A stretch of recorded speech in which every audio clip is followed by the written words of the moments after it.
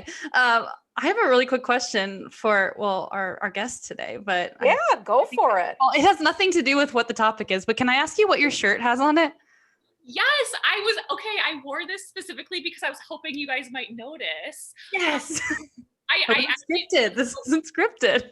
What's so funny is I tried on 2 different shirts for today to see what would look better on screen. But my sister made me this shirt as a present, and it's a symbol. It stands for God is greater than the highs and the lows. Nice. That's cool. I love that. Tom Flaherty would love that. Yeah, Tom would love that. We'll send him this. So does your sister, you said it was sister, right?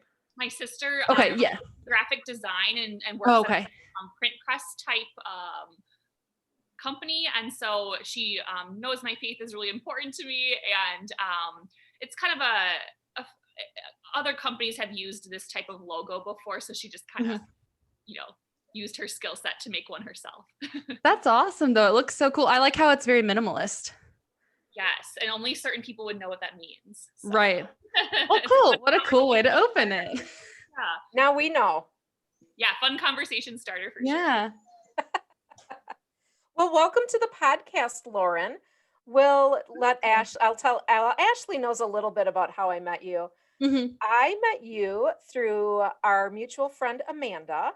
Yes. And Amanda and I did Lauren's, I don't know, it was called The Biggest Loser, but Amanda and I were just thinking, if we can just get moving right before the holidays, we're happy with that.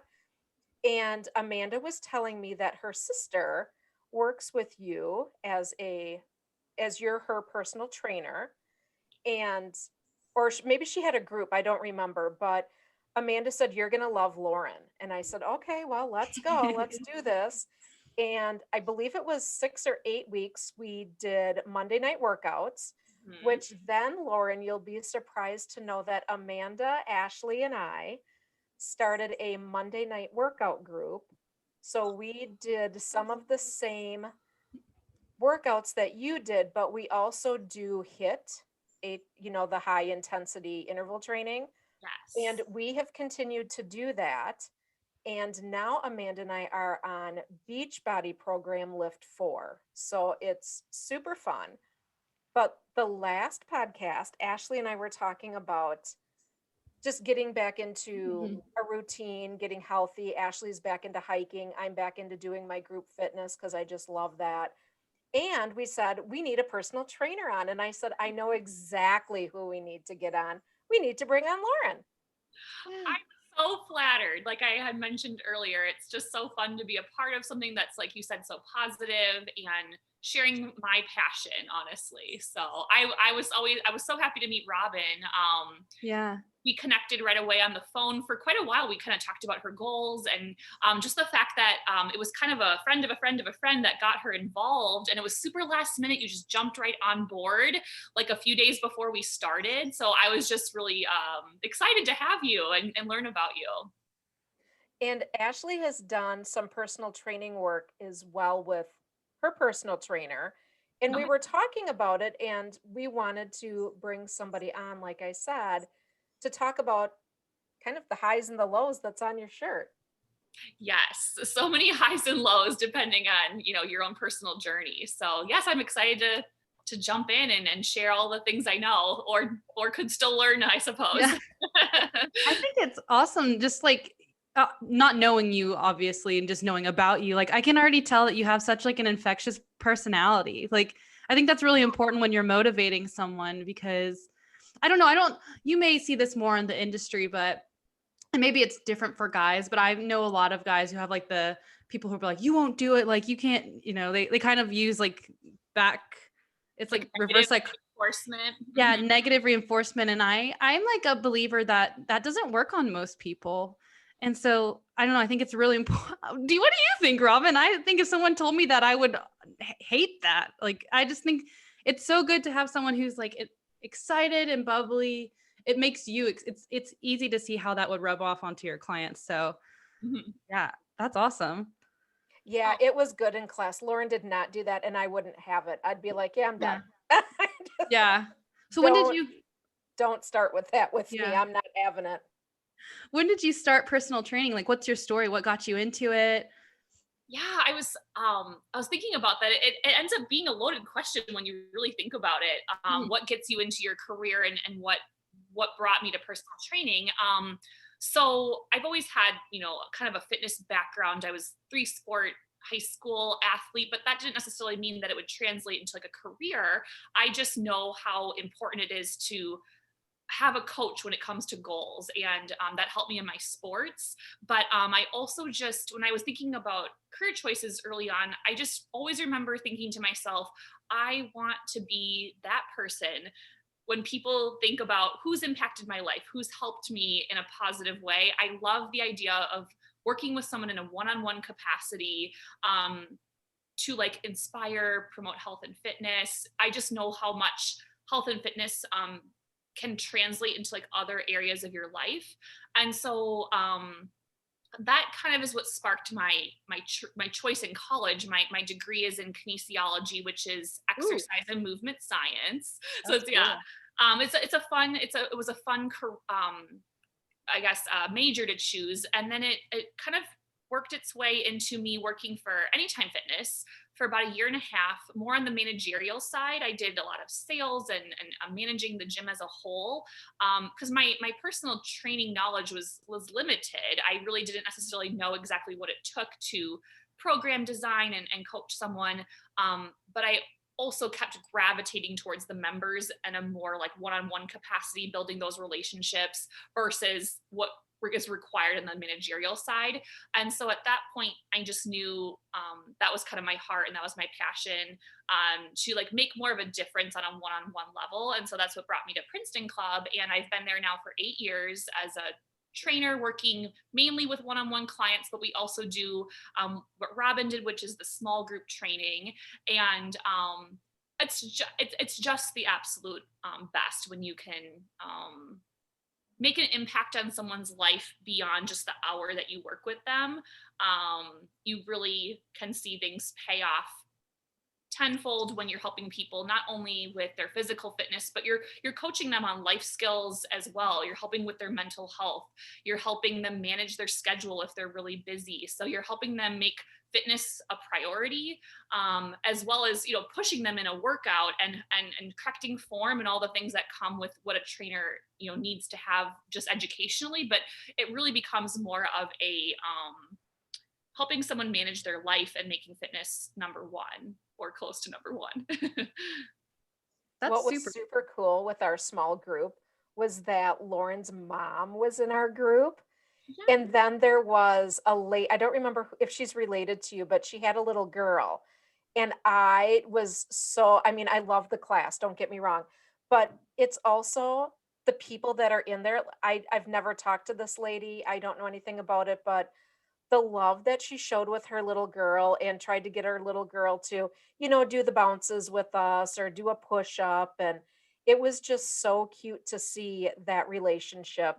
So it was great on my end as well to see the progress of all the other ladies in the group. And then, of course, Amanda and I would joke about, oh my gosh, why does Lauren have to make it so hard? Why do we have to do push-ups? Why do we have to do burpees, mountain climbers? Why is she doing this to us? But it's all in good fun and we had a great time. I'm so glad to hear that. I'll definitely pass along the kudos because the gal that has the daughter is my cousin, Okay. and Ah, it was just so fun. COVID really brought up um, opportunity for us at the gym. We've never done online training. We've never been able to incorporate people that were not Princeton Club members. My mom lives in Colorado. My cousin lives in Michigan. So we're bringing people from across the country to train with me, which is such a dream for me to be able to coach my family. They always know about my clients and, that I'm a personal trainer, but for them to like see me in action and do the workouts that I would give my normal clients and my normal groups, my mom had a stronger appreciation for our workouts, as well as my aunt and cousin who got involved. And I do agree, my cousin she's actually still doing my Monday group since the Christmas time. And it's just really been fun to see Olivia, her daughter. She does the jumping jacks. She loves like the burpees, and she takes her like little 3-pound dumbbells and does some of the exercises with us now. So it is fun to see parents who make fitness a priority and try to pay it forward to their kids. That's a big deal. I think part of the habits that we get as adults start when we're kids. I mean, I think back to like the habits that I have currently. I'm like, yeah, that started when I was like 5. I can see where that came from. So it's good. And I think you're doing a great deed for everyone by helping, you motivate the parents, and that motivates the parents to motivate their kids. And like you said, I never thought of it the way you just said it, that you're not just teaching fitness, because that's kind of how, I guess that was kind of like what I was. I was personal trained last year, and I since have kind of stopped, and I do stuff on my own, but I didn't really ever think about it as my personal trainer was helping me like change my lifestyle, because you're right. Like you're training discipline, and you're training priorities. And I think when, like you said, it bleeds over into other parts of your life, I think a lot of people, when they start to see results, it like breeds confidence. And I think confidence is one of the biggest and best things that like we can have, because I think when we're confident, we treat ourselves better. I think it just, like you said, it bleeds into all other aspects of our lives, which is neat. Yeah, I mean, I could speak for 20 minutes just about confidence and how fitness and improvement in any sort of accomplishing big or small goal. It could be something so small for you. I have a client who we would just have little fun, we call like non-scale victory moments, right? Where he would be able to like cross his leg and tie his shoe better on top of his lap, because he now has less weight to carry. And, just being able, he joked around with me, this is like last year, but he joked around with me being like, look what I can do. And he would cross his foot on top of his knee and show me how he could like much more easily tie his shoe or get up off the ground without using his hand. It's like such small moments, but that has brought joy to him. He can move with less pain and more mobility. And it's just also like fun moments in life that you get to experience with someone, and how hard they've worked to create that moment for themselves. So there's just like a bond that's kind of inseparable when you work with someone for more than just like a week or a month, or, it takes time to cultivate that relationship. But when you get to celebrate with somebody, something that's not from the scale, it's just such a fun moment to be able to share with certain people. So Yeah. So getting off of the ground without your arms is a thing. Without your hands, yes. I have a lot of work to do. The little moments. Yeah, I think that's a good point that you bring up about the little moments beyond the scale, because I don't know if this happened when we were younger or something, where like I remember watching the scale was so big. And I think have you noticed that in the industry that people are getting more and more away from the scale? Because I remember, like, I just think there are so many variables that go into your weight. Like you can just be muscular or something. And I think it's the way you feel, and it's the way, I don't know. I think it's much more exciting when your clothes fit differently, because that's like something you see all the time than looking at a scale and the number being different. So have you seen a trend going away from the scale, or? There really is. I'm pretty, I've learned over the years to be more direct though with people. So it's really easy to choose your words to mold with what that person's already thinking and feeling. So if they are frustrated with the scale, of course, like, oh, let's not focus on the scale. Let's just work on how do your clothes fit? How do you feel? But if someone truly, if from, a doctor's perspective, I try to still preach both in a way, because I still believe there is something to be said about being at a healthy weight for your I get height. that. And, body type plays a lot of into it, genetics play into it. But what you don't want to encourage people is to enable themselves to think it's still appropriate, or giving themselves almost an out or an excuse to be at a weight that's really maybe an unhealthy weight to be at, just to help promote confidence for a moment in time. So I think both are so important. It's not to say that you have to be at a certain weight to be happy, or to think that you're getting progress. So yes, to kind of answer your question in a long way, I do believe that the trends are going away from looking at the scale as the only success factor, because I 100% believe that several things on a day-to-day basis can play a role into what the scale number physically says. Water weight, salt intake the night before, dehydration, actually, hormone levels, especially in females during a menstrual cycle. Were you just active? Actually, being just active promotes inflammation in the body, which would increase your weight for that temporary period in time. So yes, there are a ton of factors that will affect the scale that particular day. So I encourage people to look at weekly trends. You should only be weighing yourself once a week, twice at the most. You should really be seeing trends happen over time, not moment to moment scale changes, because it does become potentially like an obsessive habit, or basing your emotions on what that number says. So if you notice that you're a person that starts to only view success based on what that number says, that becomes an unhealthy mental behavior. Whereas you should combine what the scale says with other things that you also know to be true. How do my clothes fit? How do I feel just when I move and stay active? Do I feel better? Do my joints feel good? Am I more flexible? Does it feel good? And do I have less stomach problems when I put good food into my body compared to junk into my body? So of course we have to like assess all those different things and say, these are many, many, many more victories than just the scale. So I really try to help people see the full picture, and just that's why promoting health overall is important, not just one factor of health. So That's great. Something that Ashley and I are really into, well, besides the confidence and being, we're just happy people. That is, I was telling Lauren earlier that is how we met, Ashley, is because we were both really confident, happy people. And it's hard to find that sometimes. But something else that we've been working on this past summer, I did 75 hard. And I remember telling you about that, Lauren. yes, I was so signed up. that is very challenging. It is. It's crazy. Did it though. And I remember telling you how much the discipline, I really liked it. And Ashley was into a running routine for a while. And then obviously with winter in Nashville area, it's just, you can't go outside as much. So we were both really excited when the weather started to turn and we could both start going outside again.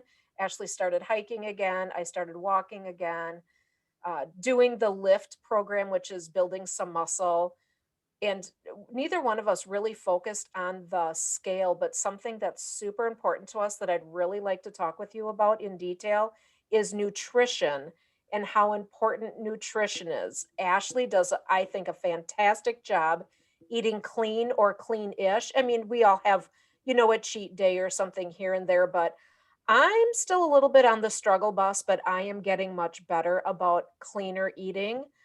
Can you let us know what your outlook is on nutrition and how that plays into health and fitness? Yeah, great question, loaded question, but it's a good one. It's an important topic. So I guess when I talk to my clients about nutrition, it's actually, it was hard for me at first because I knew that nutrition ultimately is more important than the exercise component when it comes to like a percentage of ratio in terms of how much success you'll see. So it was hard to downplay my role at first of having a trainer, needing exercise. They both, of course, go hand in hand, but nutrition, I usually give people the statistic of nutrition is going to be about 70% of your results. Wow. I didn't know that. Minimum. I potentially it could be even more than that, but I think at a minimum 70% of your results will come from your nutrition choices. You will never be able to outwork a poor diet. That's a common phrase you hear. And I'm here to tell you that that's very true. Yes, because if you were doing the 75 fix, is it what it was called? 75 hard.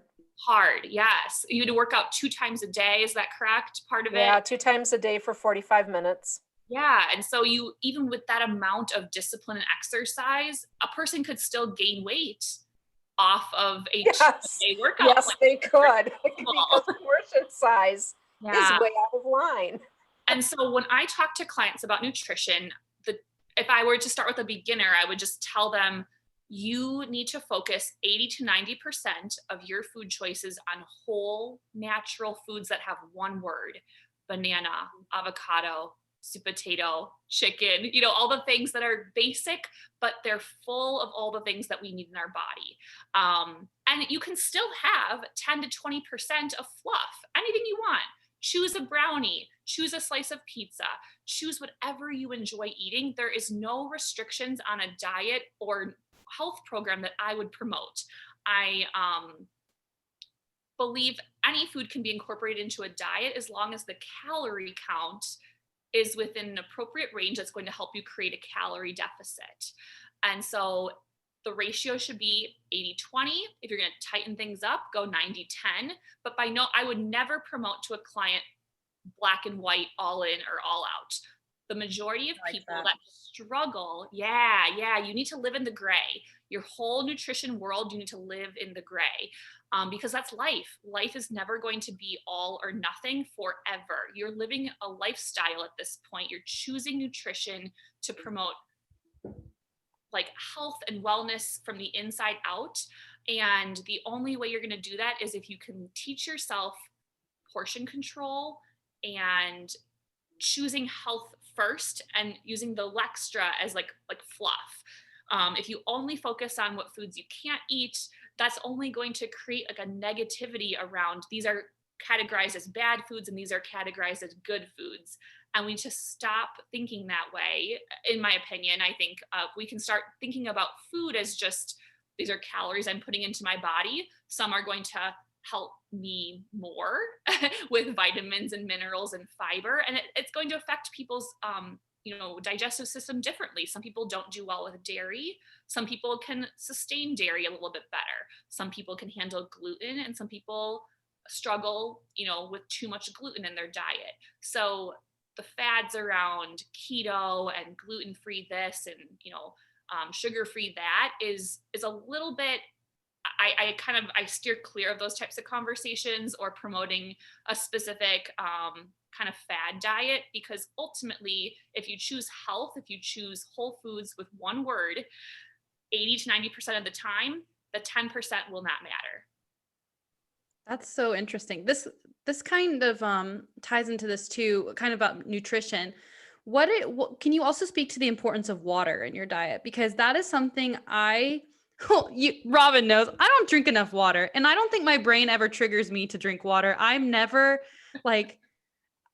really crave water. I don't really drink that much throughout the day. It's really weird, but I find that the days that I force myself to drink water, I look so good the next day. And I feel better, and I'm like, I know that water is important, but like, tell me the reasons why, so I can remind myself to drink water. Absolutely. If I'm being completely honest, it's my area of struggle as well. I feel exactly the words you're speaking. I rarely think about water throughout the day. And then at home at night, I will chug 2 water bottles full because my body has finally caught up to itself. But yes, of course, there are many reasons why water is so important. I guess the things that come to mind for me actually are more related to like joints and inflammation in the body.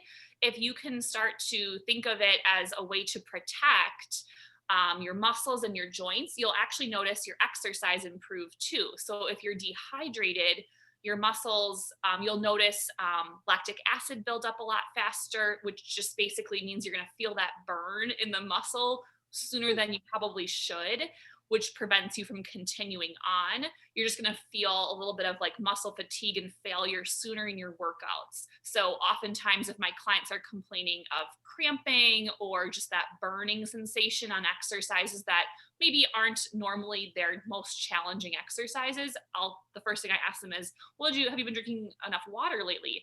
And the answer is always no, I probably need to do better there, which just continues the conversation that dehydration in the muscles just affects your exercise and cramping and things like that. Water is also super important for your skin. So if you talked about that, you just like feel like you look better, your glow is probably better when you hydrate yourself.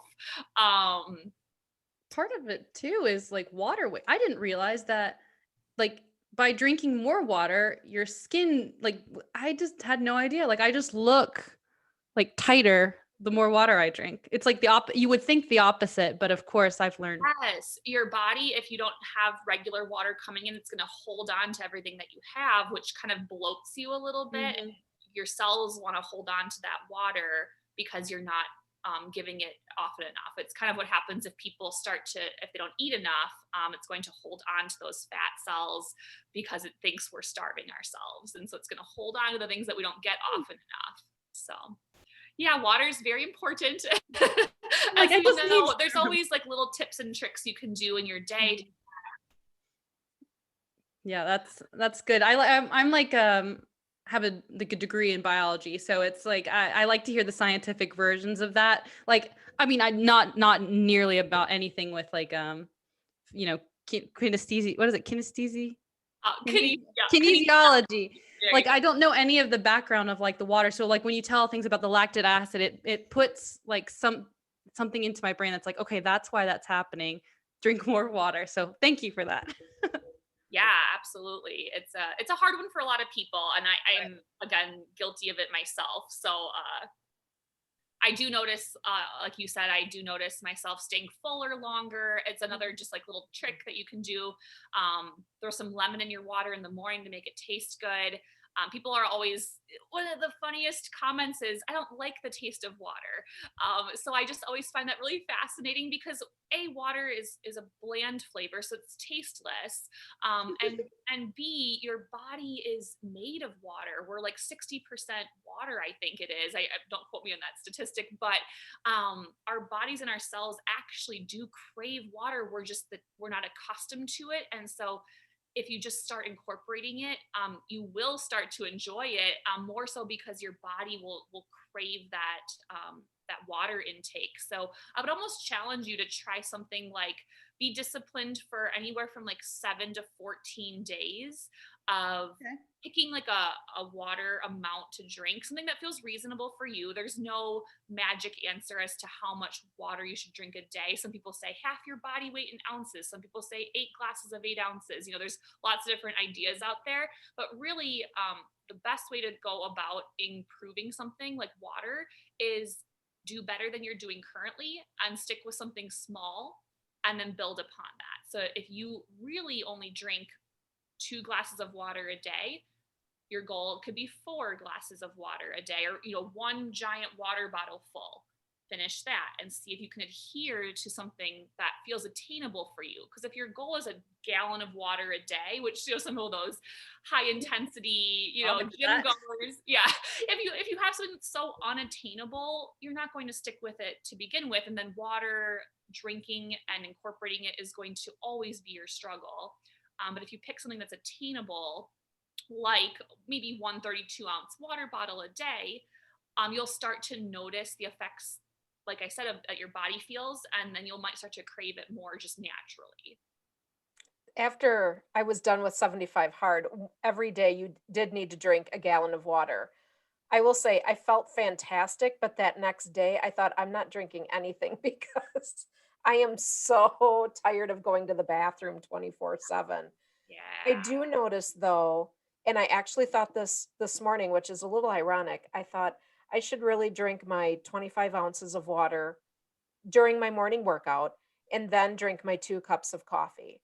And I got through most of the water because it's easy when you work out in the morning just to kind of chug some water because you're thirsty. Plus, I'm also dehydrated. But then throughout the day, I used to have a time where I always by 9 o'clock I had to have 50 ounces in. And then by 11 or noon, I had to have 75 ounces in. And then by 2, it was 100 ounces in. And then the rest of the day was the rest of my gallon. But I did go off of that. I can tell a difference in my skin. I can tell a difference in moving. I just need to get back on. I just need to get back on track. That's all. It's Yeah, and I hard. think the big thing with things like that is you have to make your goals fun, right? Mhm. If it's taxing and you don't like the taste of water or what, whatever the goal is, I think you have to find ways to make it interesting. So like I mentioned, a little ideas like, lemon water, or you can do a pitcher with all fresh fruit and mint leaves, orange slices and grapefruit, and throw some mint in there. And all of a sudden you like can't wait to drink that water because it tastes a little bit better, but you're still using fresh ingredients, versus putting like a Crystal Light packet in there or something like that. People want flavor and people want zest to their life. And so you can make it fun. I don't think there's anything more tasty than cucumber water. Yeah. I'm obsessed with it. And I'm like, why don't I do that more? It costs like 50 cents for a cucumber. And it's so refreshing. Like, I love the taste of cucumber And water. you can feel like you're at the spa, Yeah, I'm like, it's a solid. I don't know. I've recently kind of like with you, I'm trying to do better about it because I find I get on these routines of drinking a lot of water and then I fall off of it. So recently I have been trying to convince, so in the morning I'll get like a little 8-ounce glass and I'll squeeze lemon in it and I drink it before I eat breakfast because I'm like, I need to do this now or I'll forget. So, and that's been really helpful. Like it's been really nice because then I feel immediately better for the day. I don't, just that first glass of water, even though it's hard to get through, the lemon makes it better, but I feel so much better. My days start better. So I like that. I would challenge, yeah, our listeners to try, maybe let's do a water challenge this month or something. Just do, like you said, do better than you're currently doing. Set a goal and do I better. love it. yeah. Month of May, drink more water. Drink more water. Simple. Yeah. What about vegetables? If quite a few people I know, you eat, maybe 5, 6 different types of vegetables, but then you get tired of the broccoli, the carrots, the cauliflower, the cucumbers. And our stores have so many different varieties, even y- stores, all different kinds of grocery stores have different kinds of vegetables. What do you suggest to your clients when they start to get sick of the same old vegetables, but they're hesitant to go out on a limb and try a different type of vegetable? That's a very good question. I would say, I think there just has to be a willing spirit. It sounds so simple and kind of like maybe fantasy a little bit, but there are so many recipes at our fingertips nowadays. The majority of people that I see struggle with vegetable intake is just simply that they don't even eat enough of them to begin with. So you're actually talking about a person who already does eat vegetables and they're just bored of what they're currently doing. The more common problem I see is just that vegetables aren't being eaten hardly at all. But I will try to I'll turn the conversation towards what you originally asked, which is, if you currently are eating vegetables and you're just kind of sick of the same old ones, or you don't want to try them, I'll give you actually a personal anecdote. I never liked Brussels sprouts. I thought they were smelly, stinky, tasted Sounds bitter. familiar, Robin.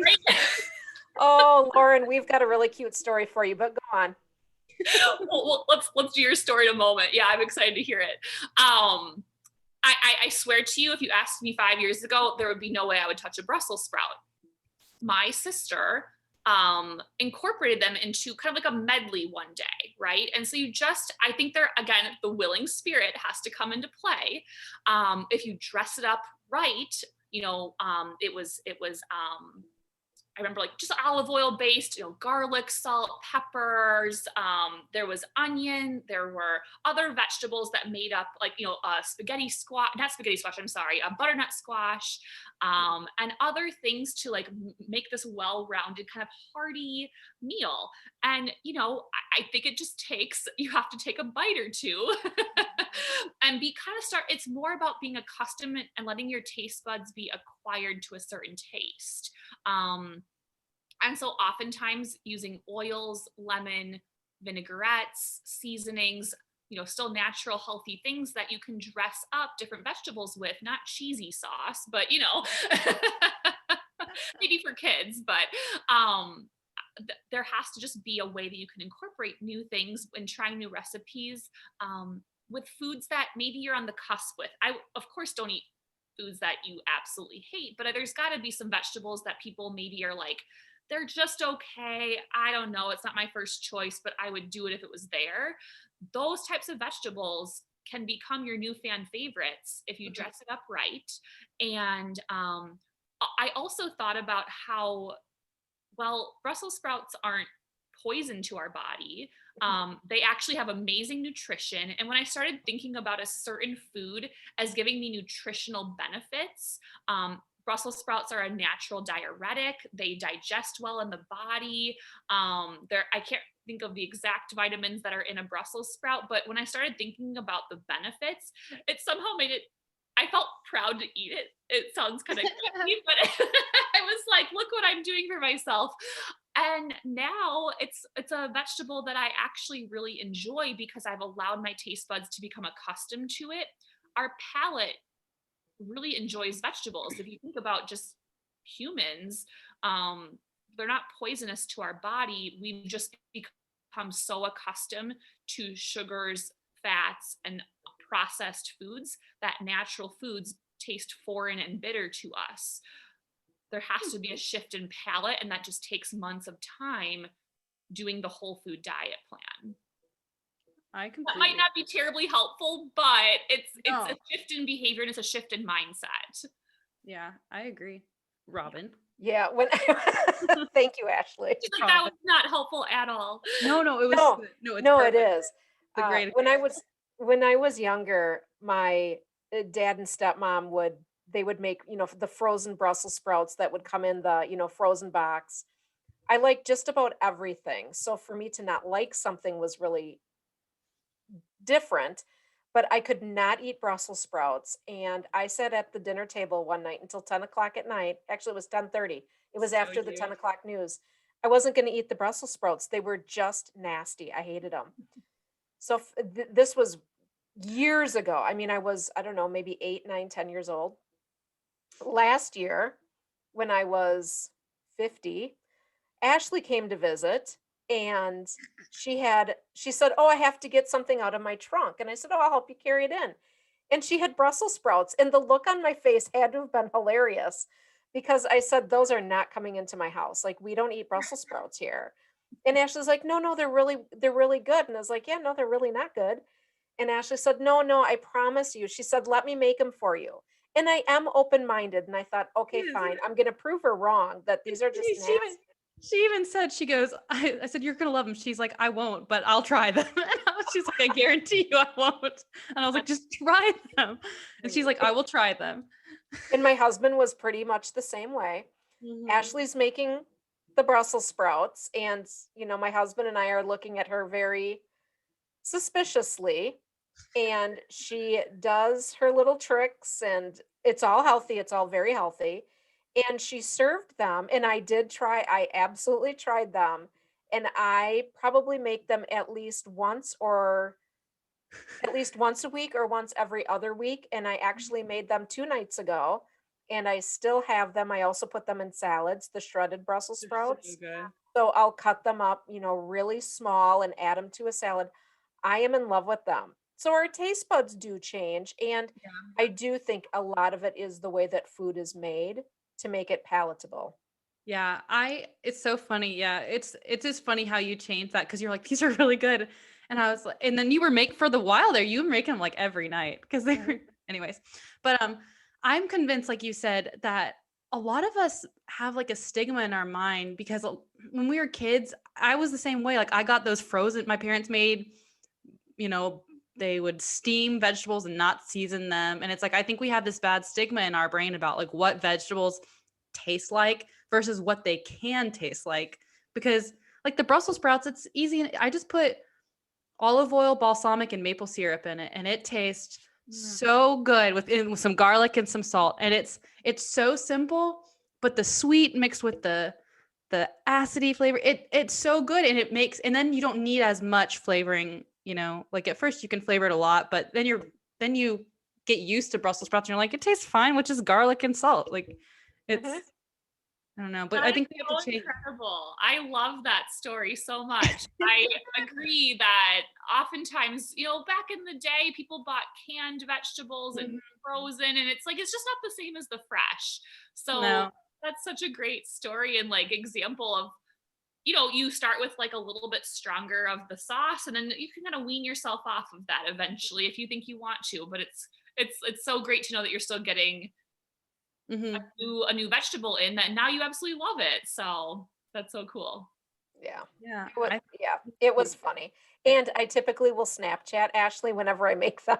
Oh, She's like, here they are. They are so good though. And I have to shout out to my best friend Ella. She's the one who taught me how to make them that way. I have to get that Um, recipe. That sounds delicious. Oh, it's so good. It's yeah, she's a chef, so she showed me how to make them and she mixes them with typically she'll mix them with sweet potato, potatoes and carrots. And so it's like a medley and then she puts that seasoning on, but we just made them by themselves. Yeah, So, delicious. It was good. What topic have we missed so far? yeah, anything else that you think our listeners should know? Me? Oh my. Not to put you on the spot. You could have nothing, you've learned so much so far already. So many things, really. I guess if, I don't know if we're speaking to people that just need a jump start off the couch again. I think COVID, if we're speaking to the times right now, it's just been hard.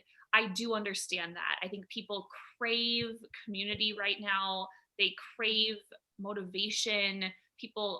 I even work with clients that I just had a conversation yesterday with a gentleman who is been my steady, loyal client, and he is just struggling emotionally, right? There's just a hardship that's happening, but I think it's always that we have a choice, right? We are coming into the season of spring. It's getting warmer outside. You just have to take a step forward.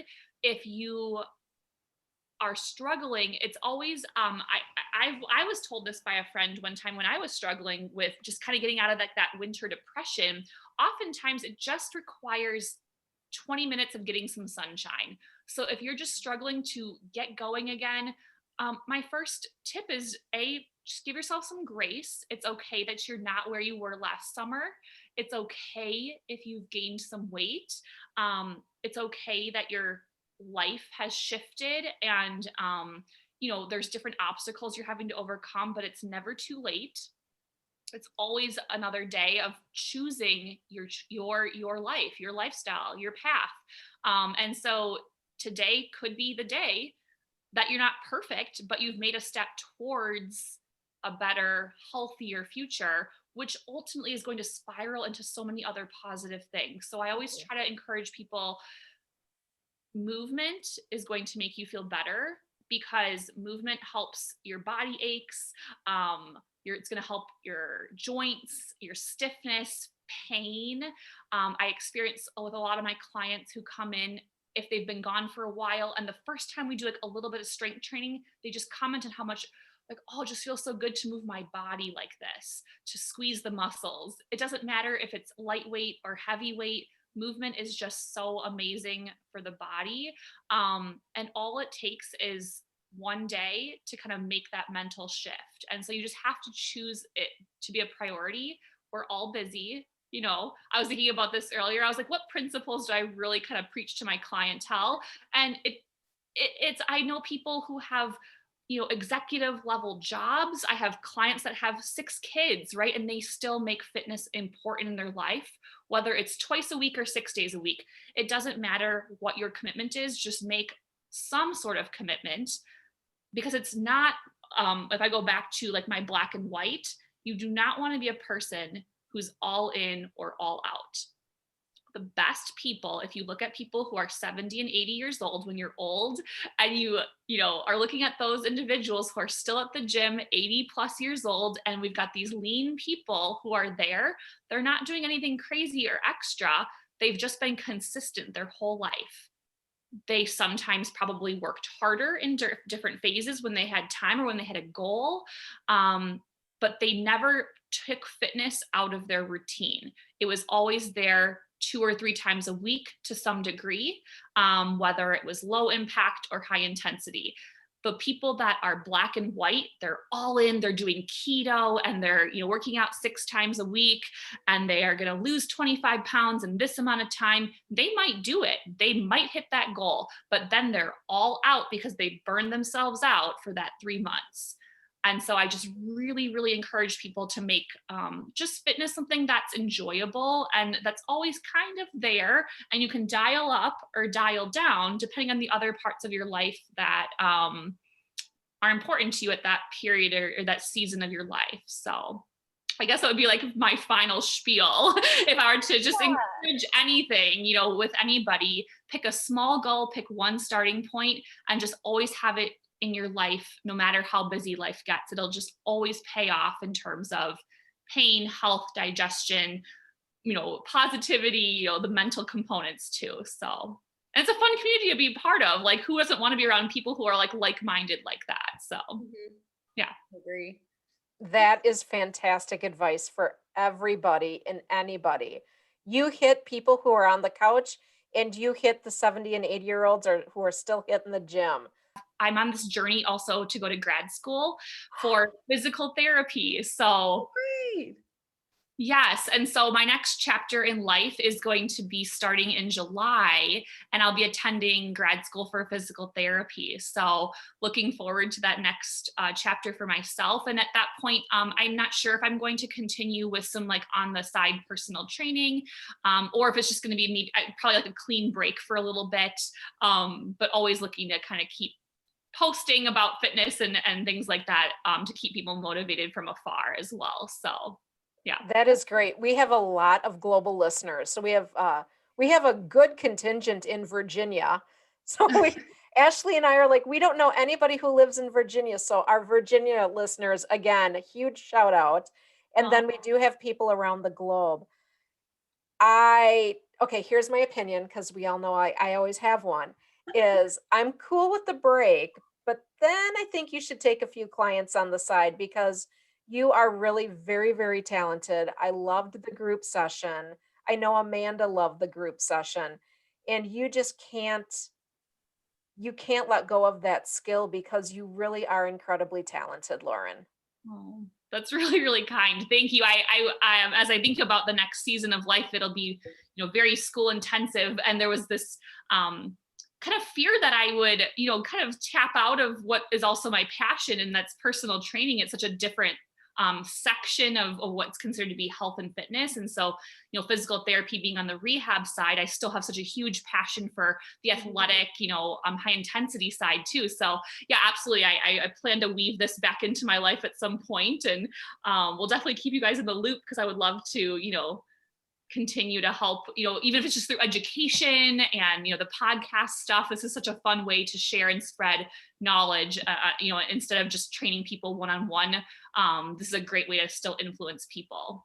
And I'd love to have you back on after, grad school or while you're during grad school and learn more about just like the importance of, everything physical therapy, because that's a big portion too. So yeah, I can't wait to learn all that and tap into knowledge in kind of a whole new way. So yeah. That's awesome. Hugs to you, hugs to your mom, hugs to your cousin, and hugs to Olivia. That is so sweet. Thank you so much. I will pass along all that information, and thank you so much for having me. This has just been so much fun, and I really appreciate learning more about each of you. I am all about the positivity and what you guys are trying to do with your podcast, and that's so cool that you're able to kind of do this outside of your normal life and take the time to do things like this. So thanks for having me. Oh yeah, thank you. We loved having you. When you get the chance, for all of our listeners, please go ahead and listen. The first episode wasn't great. Poor Ashley couldn't stay on topic, but after that, we have had just some incredible guests, starting with Jeff Bannock and up to Lauren. I was telling Lauren earlier, we've had people in business, we've had entrepreneurs, we've had people doing YouTube and blogging. We've had Sam Rumbold from Fancy Sips, and her business is booming. Lauren and I were talking about John Harrington at the Fountain Bar. It's just, in Fountain City, the Monarch. We've had so many such just such interesting people. I think back to Tim and Lance. I met them at Crime Con and trying to help uh, the victims' families of crime. I mean, I could list every single person that we've had on, and they're amazing. Yeah, we have some amazing experts that have been on, and just adding, you, Lauren, to the mix. It's like, it's so awesome. And like, it's an honor to get to talk with you, and just learn something new. It is. I agree, Ashley. Yeah. Well, thank you again. And to our listeners, stay awesome. And keep reaching for your anything. Bye, guys. See ya.